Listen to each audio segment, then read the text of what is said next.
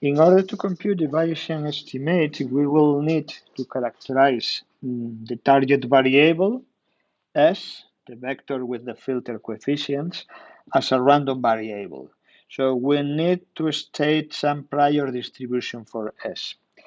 We have already seen that the likelihood function of S is Gaussian, so for mathematical and computational reasons, it will be very useful to assume that the prior distribution of S is also Gaussian. So this is the reason why we are introducing here this assumption. S is a Gaussian random variable with mean 0 and a variance matrix which is sigma square times the identity matrix, which means that a priori the components of S are independent among themselves. Well, one of the main reasons to use a Gaussian prior is that it is easy to see that the joint distribution of S and X is Gaussian too. And to see it, we can just write S X, the vector, which is the composition of S and X, in matrix form as follows. Sx can be written as the matrix I U transpose times S plus a vector of zeros times epsilon. This equation is obviously true because if you look at the upper side of the equation, we have here just S equal to IS, which is true, and the downside is X equal to U transpose S plus epsilon, which is also true. Is basically the stochastic equation relating the variables that we have in this problem. So this equation is obviously true, and it is useful just to see that the vector Sx is a linear combination of two Gaussian random vectors. One vector which is S and one random vector which is the composition of 0 and epsilon. And we know from probability theory that any linear combination of Gaussian random variables is also Gaussian, so necessarily Sx is a Gaussian vector, so S and X are jointly Gaussian random variables. Okay. Therefore, as a consequence just of this equation, we can write Sx as a Gaussian random variable with a mean. It will be a vector composed by the mean of S and the mean of X, and a variance matrix that is the composition of the variance of S, the variance of X, the variance of Sx, and the variance of Sx transpose. Okay. And so, well, this is the only reason to write S and X in this form. So we know that S and X are Gaussian random variables. So we can apply the estimation theory and the Bayesian estimation theory for the Gaussian case. Before applying the estimation theory, we need to compute these statistics, the means and the variance of S and X. So let's do it. First, the means, MS is the expected value of S, and we know that this is equal to 0 because we have seen this here. Mx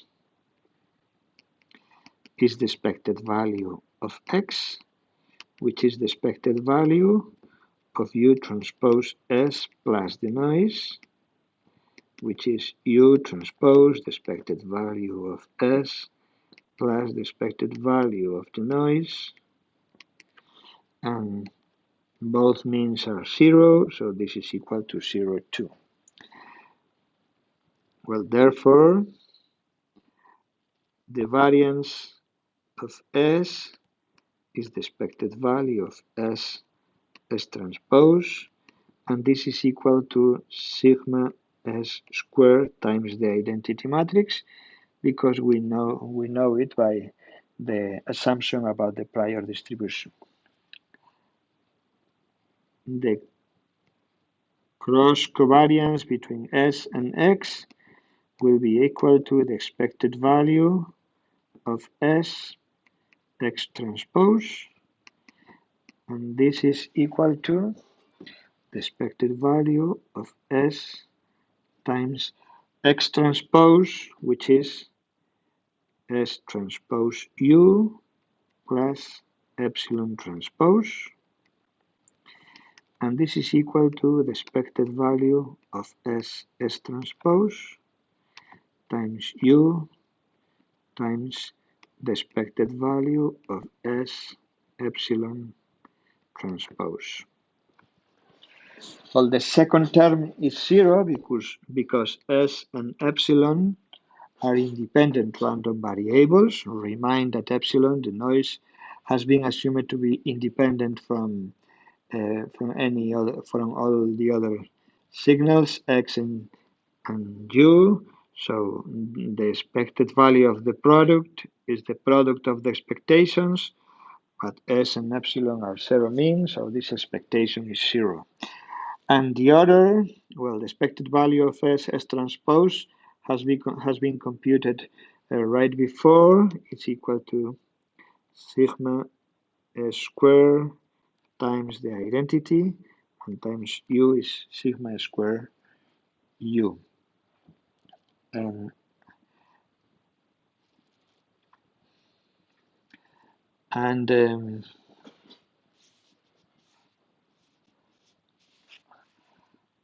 I think, no, that's okay. And finally, the variance of X is equal to the expected value of X and X transpose, which is the expected value of S transpose of U transpose S plus epsilon times the transpose of it, which is S U transpose plus epsilon transpose. And here we have to compute this product, but actually we don't need to take into account the cross products because, as before, since S and epsilon are independent, the expected value of the cross products will be zero. So this will be equal to the expected value of U transpose S transpose U plus the expected value of epsilon transpose, and this is equal to the expected value of this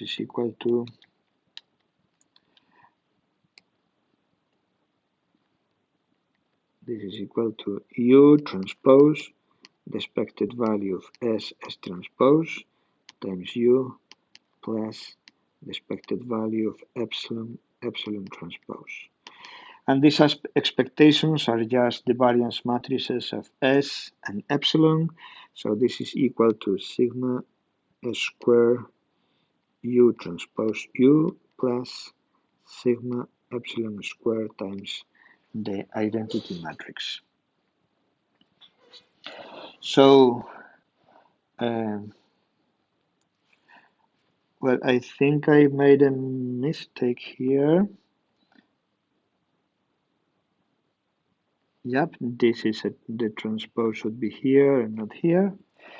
So if we join all these terms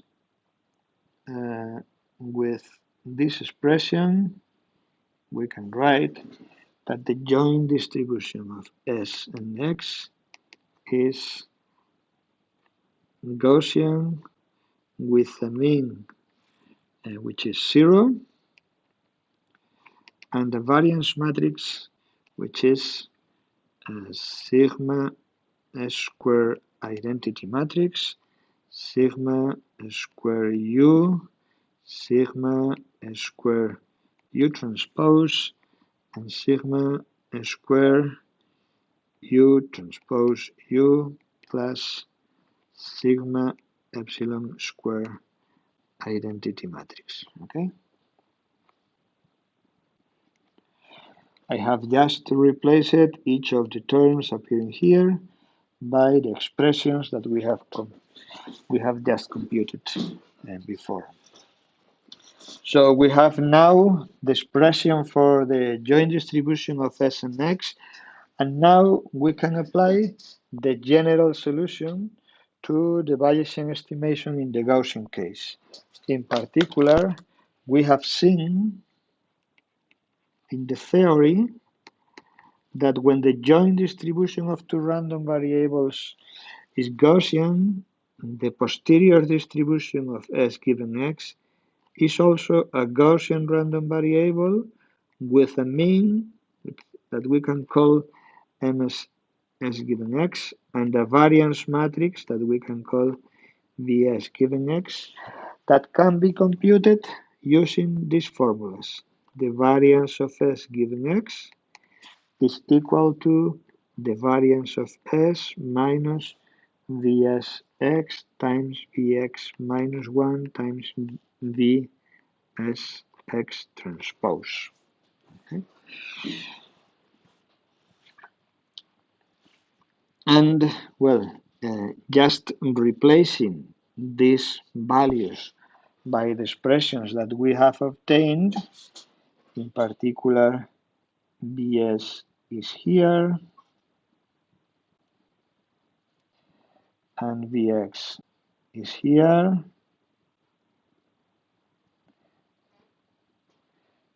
These are just the expressions that we have written here and here.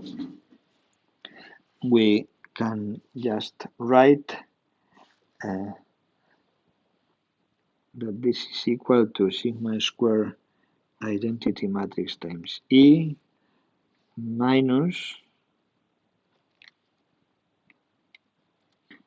square I minus sigma square times U times sigma square times U transpose U plus sigma epsilon square E to the minus 1 U transpose sigma S square.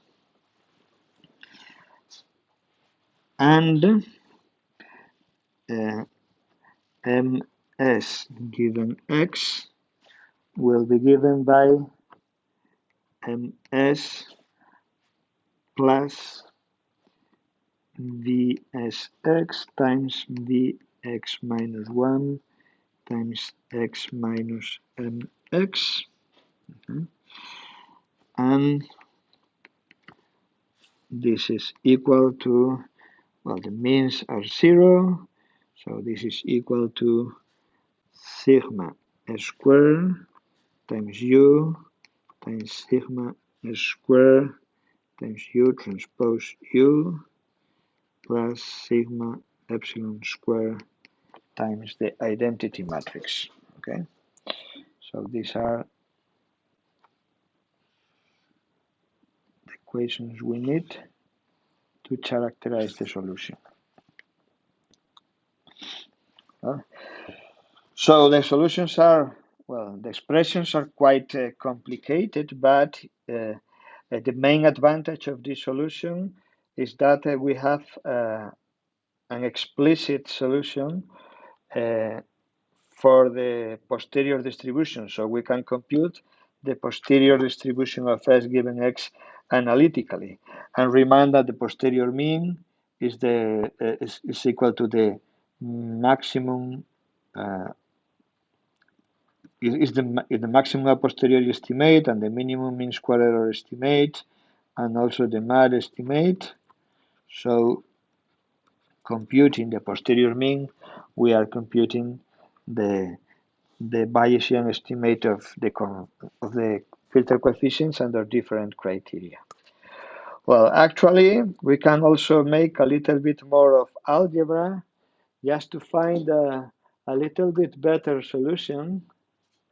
It can be shown that these equations can be rewritten in this form. I will just write the solution S given X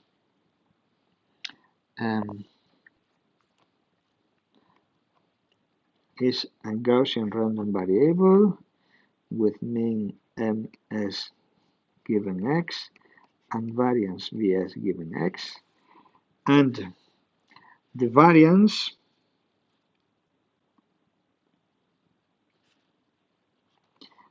we can write the variance as sigma epsilon squared times p, and the mean as p times u times x, where p is just a matrix with the form u transpose times sigma epsilon squared times sigma squared times e to the minus 1. Okay?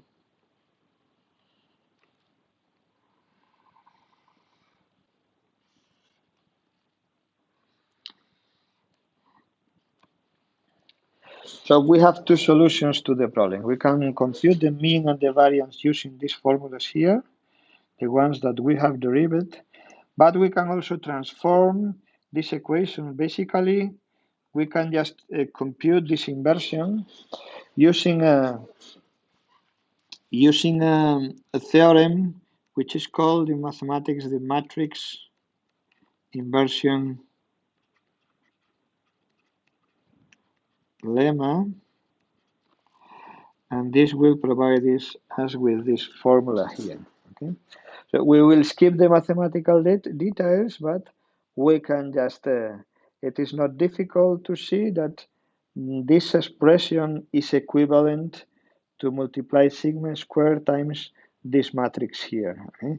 So this expression is, well, it's a little bit simpler, and also it is computationally more advantageous, basically because this matrix here has the size of the number of samples. Okay? This matrix here has size n times n, while this matrix here has a size m times n. Okay? So n is the number of samples we have in the signal, so it is usually much higher. Usually n is much higher than n. So computing the inverse of the first solution is computationally much more complex than computing the inverse matrix for the second solution. Okay? Now this is the reason why, in general, this form is computationally much more practical. Okay? So we have, this is the Bayesian solution, and well, remind that the posterior mean is also the mean square error estimate, and in the Gaussian case it is equal to the maximum a posteriori estimate and the maximum absolute deviation estimate. Okay. Well, this solution can be used also to solve another filtering problem, which is the problem of predicting the values of the output signal in the future. Okay, so let's assume that we want to predict the value of the output when the vector at some time, for